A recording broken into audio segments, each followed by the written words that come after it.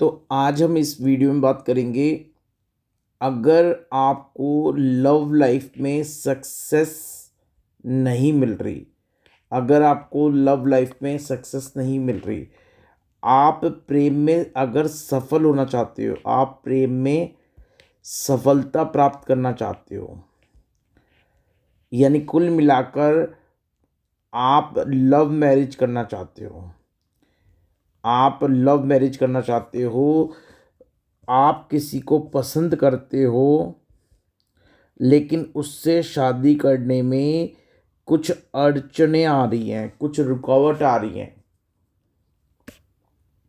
तो फिर यहाँ पे इस यंत्र के बारे में मैं आपको बता रहा हूँ, जिसके प्रयोग करने से आपको लाभ होगा, बिल्कुल लाभ होगा। बस मेरी सारी बातों को आप ध्यान से सुनो कि आपने क्या करना है। ठीक है, तो देखो, सबसे पहले आपने इस तरह से एक यंत्र बनाना है। अब ये यंत्र कैसे बनेगा, ध्यान से सुनो। आपने मार्केट से भोजपत्र लेके आना है। मार्केट में मिल जाएगा आपको, क्या मिल जाएगा, भोजपत्र। तो आप मार्केट से भोजपत्र लेके आओगे, ठीक है। अब उस भोजपत्र के ऊपर चमेली की कलम से, चमेली की इंक से, चमेली की इंक से प्लस में केसर मिलाकर, केसर मिलाकर, तो चमेली की इंक और केसर मिलाकर आप भोजपत्र पे इस यंत्र को इस तरह से बना लोगे, बिल्कुल एज इट इज। उसके बाद आपने 11 मिट्टी के 11 मिट्टी के बिल्कुल कोरे, जो अभी तक यूज़ नहीं हुए हैं, आपने दीपक लेने हैं। तो 11 मिट्टी के आप दीपक ले लोगे, कोरे दीपक जो दीवे आते हैं वो,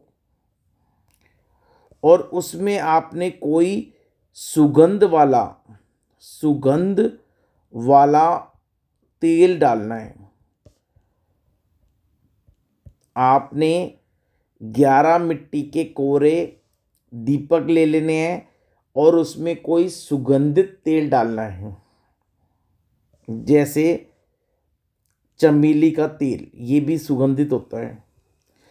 तो कोई भी तेल जो जिसमें सुगंध होती है, एग्जाम्पल के तौर पे चमेली का तेल, आप कोई भी सुगंधित तेल यूज़ कर सकते हो। इसमें आपने सुगंधित तेल डालना है। इन 11 मिट्टी के जो कोरे दिए होंगे, इसके अंदर आपने चमेली का तेल डालकर जोत जलानी है। क्या जलानी है, जोत जलानी है। ये 11 दीपक मिट्टी के लेकर इसमें सुगंध वाला तेल डालकर और जोत जलानी है। और आप जब जोत जलाओगे तो उस व्यक्ति का नाम आप लोगे, उस व्यक्ति का नाम आप लोगे जिससे आप शादी करना चाहते हो और जिससे आपकी शादी में रुकावटें आ रही हैं, जिससे आपकी शादी में रुकावटें आ रही हैं, उस व्यक्ति का आप नाम लोगे।